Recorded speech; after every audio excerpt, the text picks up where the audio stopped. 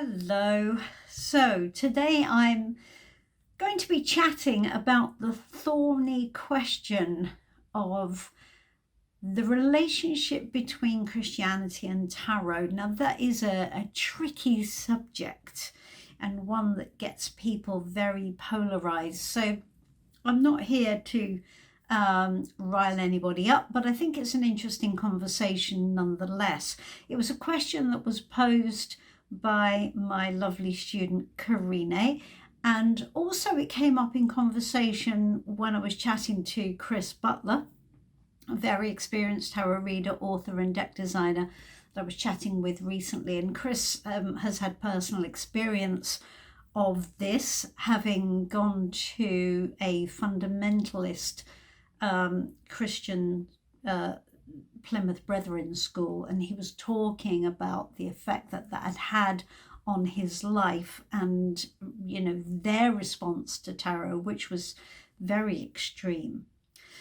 So I think Christianity, of all of the mainstream formalized religions, has the most problem with tarot, and I think that comes primarily from the edict that they stand by, that the only route to God is through the Bible and prayer as directed by the Bible. So any other route in is considered to be aberrant and either talking to evil spirits or idol worship or whatever. Anyway, basically it doesn't work for them, and that's fine. Everybody, of course, is entitled to their belief. The problem is when it becomes that everybody else is absolutely wrong. Now, it is a difficult situation. To my knowledge, most tarot readers don't have any issue with Christianity at all. We don't mind. Everybody's entitled to believe whatever they so wish. It seems to me the problem is very much the other way around. And I personally had quite a lot of experience with the Christian church. I was banned from a pub, from teaching in a pub, because the landlord didn't feel that tarot was in alignment with his beliefs. I've lost friends who have taken to the church and who therefore as a result felt that they weren't able to maintain their friendship with me, which was a long-standing friendship, which was very sad. And also I had quite a scary encounter at an event many years ago now, when I was reading at an event and a chap bought reading time and then sat down in front of me and slapped an enormous Bible. It was huge. It was a huge book. Slapped it down on the table in front of me and proceeded to tell me that as he'd bought the time, I now had to sit while he talked to me about the church and Christianity and how I was going to burn in hell and how God hated me. Hated me for doing tarot. So anyway, I had to call security. I had to threaten to call security. I didn't actually, but I had to threaten to call security. That was an intense experience, very intense and quite disturbing. So Karina's question was, well, how do we balance the two? If you have an interest in tarot and you have maybe a family who has their sort of roots in the Christian way of doing things, or a Christian tradition, or perhaps you also have one foot in the church but are still interested in tarot as well. All of this is a very personal decision. Nobody can tell anybody what to do, and neither should they. And also we must be careful not to generalize hugely, because there is all the shades of the rainbow of Christianity, as there is in any other form of belief system. So there are people who have a very gentle approach to Christianity, quite inclusive, not in the slightest bit reactionary, and there are those who are extreme and who, basically do have a very low tolerance for anything that challenges any part of the Bible's edict. So we must be very careful not to generalize Christianity, because it's a huge, broad church. But nonetheless, there is an uncomfortable relationship in place. The problem is that tarot doesn't believe in sin. Now, this is or doesn't talk about sin at all. And this is when my friend, who, as I say, took to the church, asked me to come to church and asked me to go and do the Alpha course. And I said to her that I couldn't possibly. And she said, well, why won't you even give it a chance? And my answer was, because I personally don't believe in sin.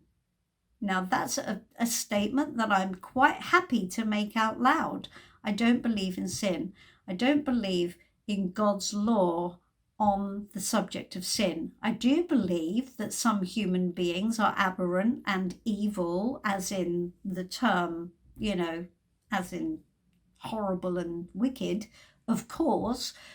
But it's not God's law they should be anything other than they are. It's man's law.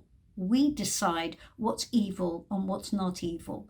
And that changes from culture to culture, and that changes from religion to religion, and wherever we're born in the world, and whatever culture we're raised in, we will have different views on what is evil and what isn't, and what constitutes sin and what constitutes not sin. So I think it's all man-made. I don't think God is involved in that. Tarot brings us the conversation that we have free will. All energy exists. And that is the way it is and supposed to be. And our behavior, our choices in that enormous field, that enormous energetic creative field, what we choose to express as creative, energetic, spiritual beings is our choice. And therefore then, and I've said this before, then we then look at the consequences of our behavior and we take responsibility or not, and we judge each other and we judge ourselves accordingly. So this is man-made. It's not God's law. And this is the main, as far as I understand it, the main problem with why we can't coexist. Because tarot doesn't do sin. It just doesn't. It tells you have absolutely free will to make your life as the way you want it, to make to create happiness in your life, and to create an abundant, sustainable, enjoyable life experience. And if you decide to do that in a way that is destructive to other people, that will have an effect. Sooner or later, you will have to pick up the tab in some way. All of these are philosophical arguments, and tarot has a very, very powerful philosophical strain to it. It has a very clear philosophy of life. It is, I would say, a Bible. It is absolutely a Bible. It is an instruction manual of how to do life and how to be successful in life and how to be happy and how to create the life you want, and also how to use the energetic world as a co-creator in that process. But it's not prescriptive. It doesn't tell you have to. It doesn't tell you that anything bad will happen if you don't, except that maybe your life will be a bit crap. But your choice, right? You don't have to worship anything. You don't have to obey anything. You don't have to show up and be anything except your own authentic, amazing, creative self. And that's wonderful. And that is, I think, the point of tarot. For me, Christianity has gone off the gone off the beaten track as far as what spirituality means to me. And I think all of us who are perhaps watching this video, hopefully will not see the idea of God as being in any way judgmental, vengeful, angry, basically, strict parent. It just doesn't make any sense, does it? We all know that. It doesn't make any sense. That does not mean there isn't a higher power, an overarching consciousness, but seeing God as being this angry, judgmental, do as I say or suffer the consequences force. No, I think we've evolved beyond that. I feel. I hope. So we all have to make our own personal decisions around this. And if you are straddling the divide between Christianity and tarot, or in fact any other organized religion, I had a very fascinating conversation with a Jewish tarot reader when I did a radio show for New York a couple of years ago.